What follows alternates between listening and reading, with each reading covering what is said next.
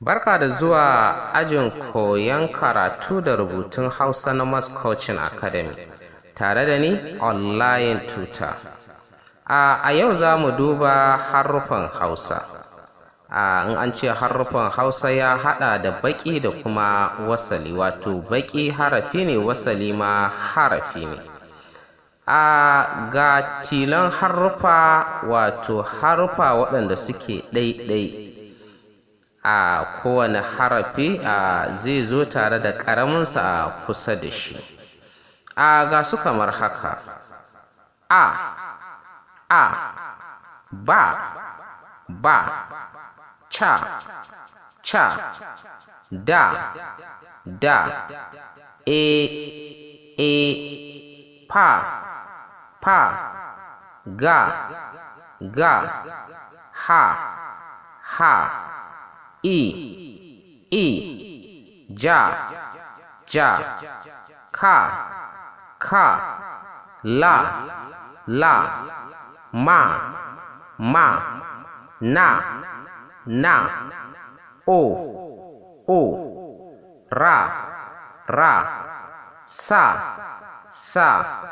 ta,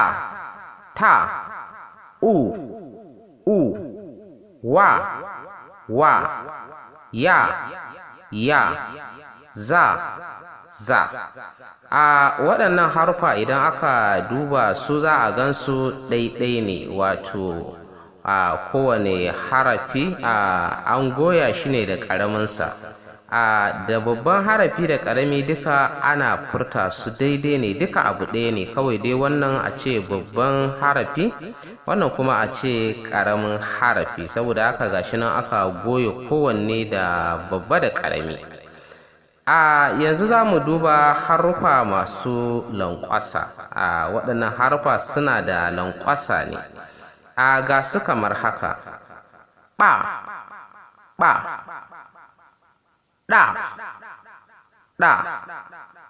ƙa.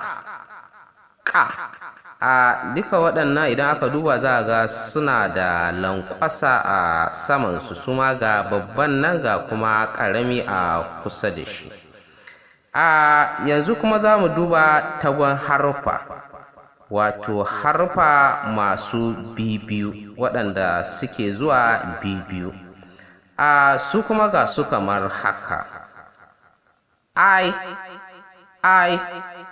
au, fya, gwa, gya, kwa, kya, kwa, kya, sha, tsa,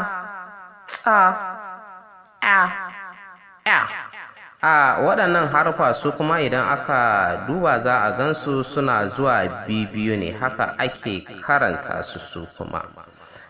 Wannan shine darasinmu na yau.